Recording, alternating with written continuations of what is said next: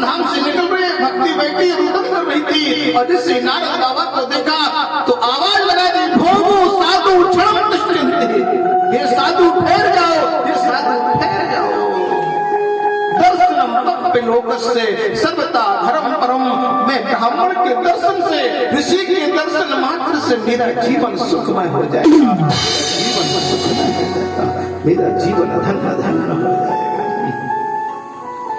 जब ऐसा मेरी श्याम सुंदरी राधारी भक्त वत्सल भगवान ने कहा, नारद बाबा ने कहा कि मुझे साधु ठहर के बुलाया है। नारद जी पहुंचे और भक्ति से कहा, भक्ति क्या बात है, भक्ति क्या बात है, कैसे आई हो, क्या कारण है? भक्ति से पूछ दिया, अपना तुम निर्णय बताओ, अपना वास्तविक प्राकट्य बताओ। उत्पन्ना द्रुणे सायं पृथ्वी कर्णाटके, कुचित कुचित महाराष्ट्र गुजरे जीर्णता, तत्र घोर कलयुगे पाखंडे खंडितांगितः। आज इस समय सकल घोर कलयुग के पाखंड से मेरा खंड खंड हो गया है। मैं कर्नाटक में जन्म हुआ है, उत्पन्न द्रोणे सायं, और कर्नाटक में पालन पोषण होने के बाद मैं महाराष्ट्र गुजरात में गई, लेकिन जैसे मैं वृंदावन में आई हूँ नारद बाबा, तो मैं नव युक्ति हो गई। वृंदावनम पुनः प्राप्त नवनी पुष्परूपिणी, इसमें वृंदावन में पहुंचे तो मेरा रूप सुंदर हो गया है। मेरे दोनों पुत्र जो हैं आज लिपटे हुए हैं, मुझे कष्ट है। नारद बाबा ने जब कष्ट को सुना तो वेदों की ध्वनि सुनाई, 4 वेदों को सुनाया। दोनों पुत्र आज अचेत हुए और जैसे वेद बंद हुआ सचेत हुए। इसके बाद गीता का पाठ सुनाया, फिर होश आया, ध्यान वैराग्य और गीता का पाठ बंद हुआ। फिर भक्ति ने कहा, नारद जी आप जैसा ब्रह्म से नारायण का भक्त और ज्ञान दे रहा है और फिर भी मेरे दोनों पुत्र होश में नहीं आ रहे, क्या कारण है? बोले हम अपने बड़े भाई सनत कुमारी के पास जाकर के प्रार्थना करेंगे और आपको विधि ज्ञान देंगे। नारद बाबा ने इस समय ऐसा कहा, भक्ति करे प्रभु जीवन की मुझे वो डोर सौंप दो जो गोविंद की महिमा है, जो वास्तविकता है। श्याम सुंदर मुझे उस जीवन के वास्तविक स्वरूप का दर्शन, नारायण के वास्तविक स्वरूप का दर्शन करना है, मनवाणी को करना। जब ऐसे वास्तविक स्वरूप को दर्शन करते हुए कहते हैं, आज नारद बाबा सनकादिक कुमार के पास चल दिए, गोविंद के पास जा रहे हैं, भक्त इंतजार कर रहे हैं। मेरे श्याम सुंदर लीलाधारी भक्त वत्सल भगवान बड़े भाव के साथ में कहते हैं, वास्तविक स्वरूप है गोविंद की ऐसी महिमा है लीलाधारी की, क्योंकि जीवन में कोई किसी का साथ नहीं देता है। आज भक्ति कन्हैया को पुकार रही है और अपने पुकार नारद बाबा के द्वारा गोविंद के पास पहुंचा रही है। आप भी अपने पुत्रों के लिए भगवान कन्हैया से, सनत कुमारों से आशीर्वाद कहती है भक्ति बड़े भाव के साथ में, क्योंकि जीवन जो वास्तविकता है, नारायण की जो महिमा है, वो हमारे पास नहीं आती है।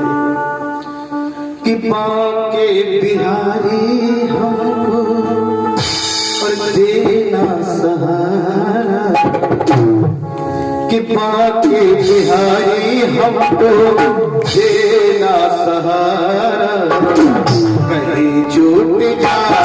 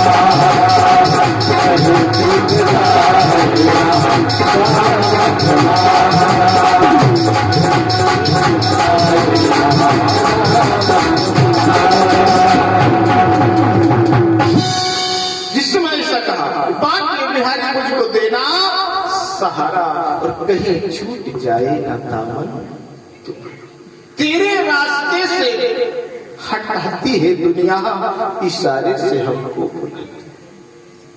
देखो ना हर दिन में कहीं इशारा तुम्हारा। गोविंद, अगर मैं संसार में माया में भटक गया तो फिर मेरा जीवन में कुछ नहीं।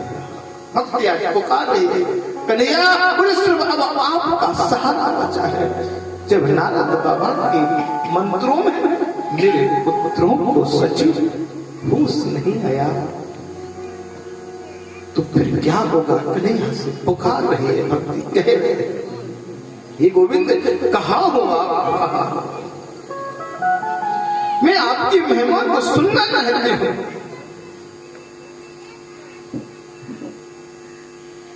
मैंने सुना है कि आपके नाम में वो सामर्थ्य है कि दुनिया से व्यक्ति बहुत सारा चला जाता है। प्रभु, आपके नाम की पुकार तो मैं जंजर में कर रही हूं, लेकिन आप मेरे सामने नहीं आ रहे हो, क्या कारण है? अब तो नारद बाबा ने भक्ति को कहा, मैं जा रहा हूं अपने अग्रज भाई सनत कुमारों के पास और जाकर के प्रार्थना करूंगा। किसी प्रकार से कोई ऐसा उपाय बताओ जिससे मेरे भक्त ज्ञान वैराग अपनी लीला में आ जाए। और जिस समय ऐसे मेरे गोविंद भक्तों से भगवान ने ऐसे भाव को कह दिया, नारद बाबा पहुंचे और इधर गंगा के किनारे सनकादि सनंदन सनत कुमार नीचे उतर के आ रहे हैं। ऋषि सनकादि सनंदन कुमार को देखा, नारद बाबा ने प्रणाम किया और प्रणाम करने के बाद सनकादि ने कहा, नारद तुम्हारे मुख पर मलिनता कैसी है? तुम्हारे चेहरे पर उदासीनता कैसी है? क्योंकि बड़ा भाई छोटे भाई के दुख को देख करके समझ जाता है, बल्कि छोटा बड़े के दुख को समझ नहीं आता। क्योंकि छोटे को उतना अनुभव नहीं होता है, उतना ज्ञान नहीं होता है कि बड़ा भाई कहीं दुखी तो नहीं है, लेकिन बड़े के ऊपर जिम्मेदारी होती है तो बड़ा छोटे के चेहरे को देख करके समझ जाता है कि आज ये खुश है कि आज ये उदास है, दुखी है। जैसे सनकादि सनंदन कुमार ने नारद जी के चेहरे को देख करके कहा, क्या मलिनता है तुम्हारे चेहरे पर नारद? ब्रह्म ऋषि हो तुम।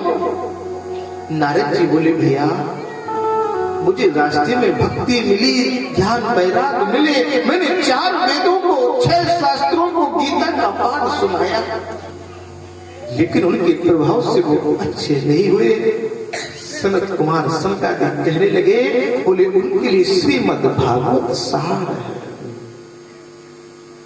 श्रीमद् भागवत ही सार है, श्रीमद् भागवत कथा को श्रवण कराना है।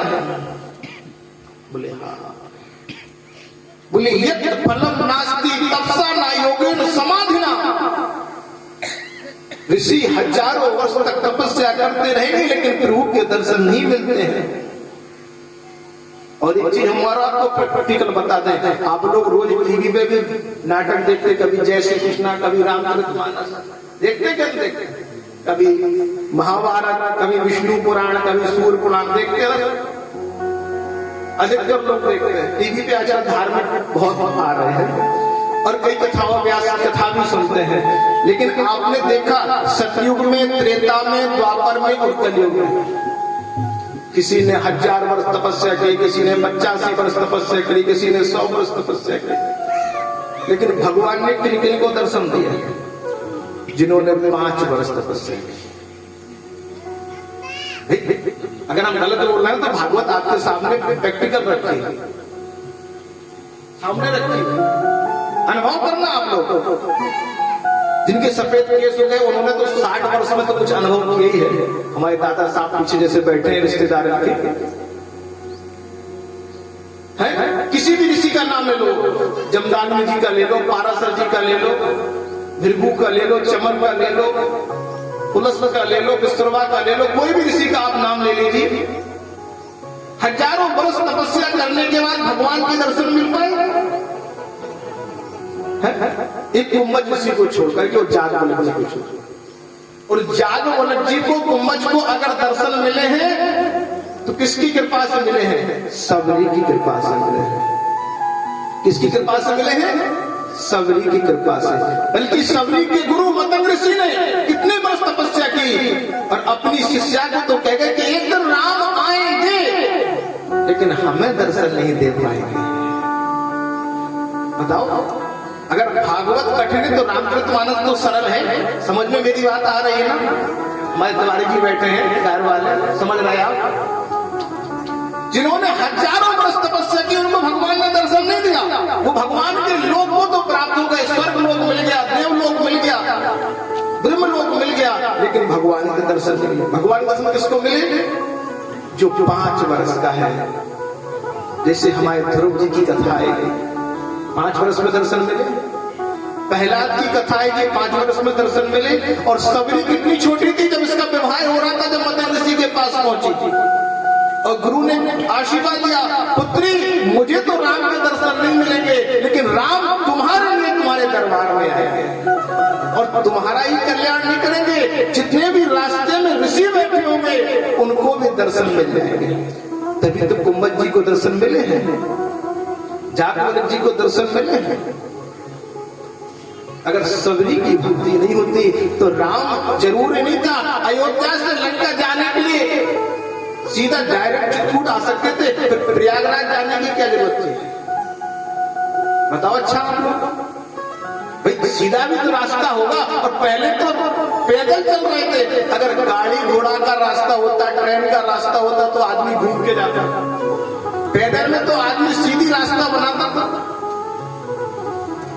हमें पगडंडी जाना है, जैसे मान लो आपको यहाँ से सीधा अगर जालौन जाने के लिए तो सीधा रोड है, लेकिन और कहीं अगर जाना हो, जैसे यहाँ से आसपास के 2-3 गांव हम जानते हैं, जैसे मान लो आपका गढ़बुआ है, सूरजपुरा है, इटैया है, पनहरा है, तो सीधे खेतन में निकल बम्बा पार करते हुए।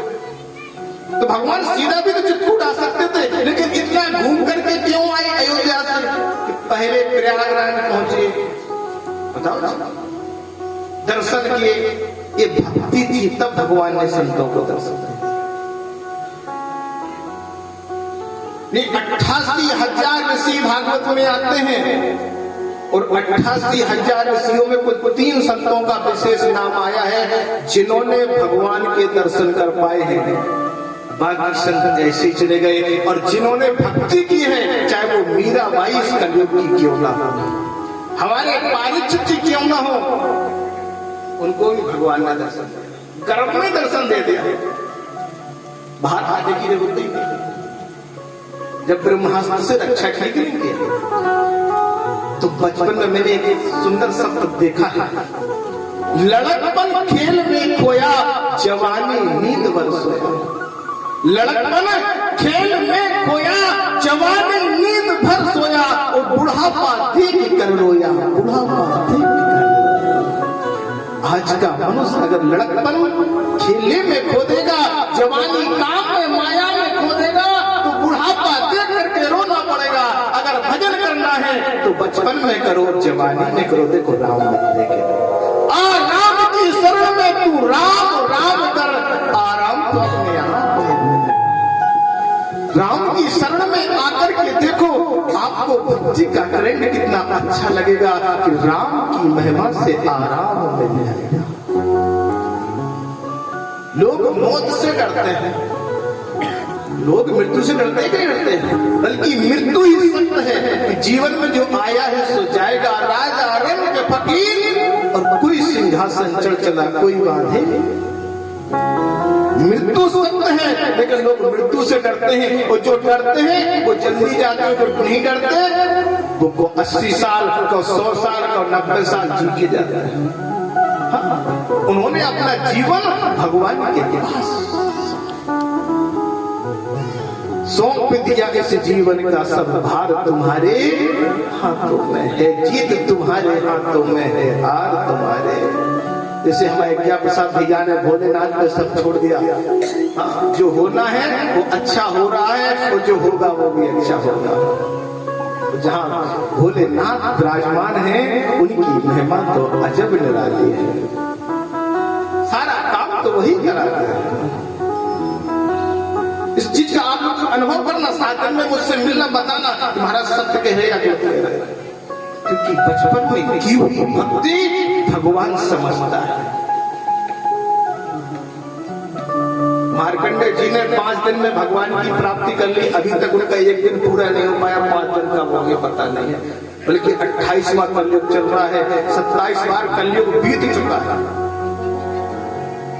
जब रोज संकल्प होता है ना, तो कहा जाता है कि अष्टाविंशते कलयुगे कली प्रथम चरणे जम्बूद्वीपे भारत। ये कलयुग कौन सा चल रहा है? 28वां जो कलयुग चल रहा है, वो कलयुग 28वां बीत जाएगा। कितने कलयुग बीत जाएंगे तब कहीं मार्कंडेय जी का एक दिन हो पाएगा, 5 दिन का हो गया तो भोलेनाथ। तो बचपन में इसलिए हम इन छोटे छोटे जो बच्चे बैठे हैं, बेटियां बैठी हैं, हम कहते हैं कि जीवन में भगवान का भजन करो, जीवन सतमार्ग पर जाएगा। बुढ़ापे में भजन करना तुम्हारी मजबूरी है। सफेद केस मुख भी मिला चले डगमगी चाल। जब सही साथ नहीं देता तो भगवान का भजन कैसे होगा? बताओ। अच्छा, फिर तो तुम्हारी मजबूरी है कि बहू बेटा तुम्हें रोटी जब देगा जब तुम भगवान की माला कर रहे हो। राम नहीं निकल रहा है, फिर क्या है? बताइए, राम मुख से निकल नहीं रहा है, सर्दी लग रही, दांत गिर गए हैं।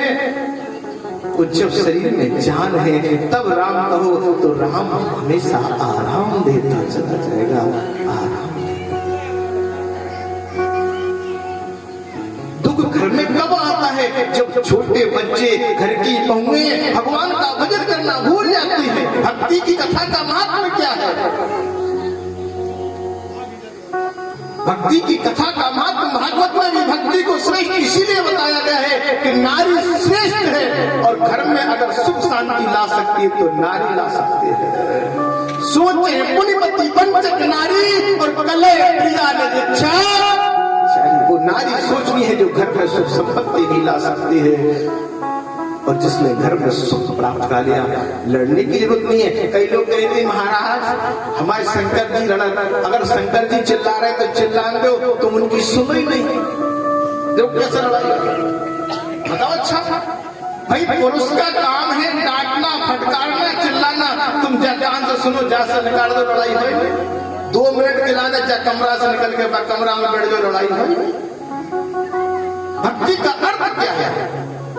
लेकिन अब तुम में सुनने की क्षमता नहीं है, तो जब तुम सामने आ जाओ तो फिर तो झगड़ा होगी। फिर गुरु जी का कृपा में भगवान आ जाए तो कुछ नहीं करो। और जब पत्नी कुछ कह रही हो, क्या प्रसाद आचार्य जी, हाँ, तो फिर पति को हर शास्त्र न करते,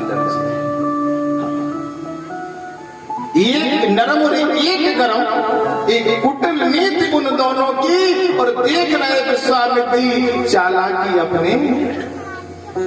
तो अगर पति पत्नी को, कुछ लोग कह रहे थे महाराज हम यहाँ महाराज जी आए थे, देखो ज्यादा तो हम नहीं कहेंगे, आप लोग पहले प्रैक्टिकल किया करो, मेरी हर बात पर प्रैक्टिकल करना, रात में चिंतन करना सोते समय, फालतू की बातें नहीं करना है। ये बताओ भगवान राम के गुरु कौन है? वशिष्ठ जी हैं, रामचरितमानस, वाल्मीकि रामायण, पीयूष रामायण, आनंद रामायण, कोटि कोटि रामायण है। वशिष्ठ जी के गुरु कौन है? वशिष्ठ जी किसके गुरु हैं? रघु के, दिलीप के, भागीरथ के, अंशुमान के, अज के, दशरथ के, उसके बाद भगवान राम के। बताओ पीढ़ी दर पीढ़ी चली गई, गुरु रहे कौन? एक। अब दूसरे गुरु जी, अब क्या कौशल्या के गुरु अलग होंगे, केके के गुरु अलग होंगे, सुमित्रा के गुरु अलग होंगे, सीता के गुरु अलग होंगे, सुकृति के, मांडवी के क्या अलग गुरु होंगे? कौन गुरु रहे? एक।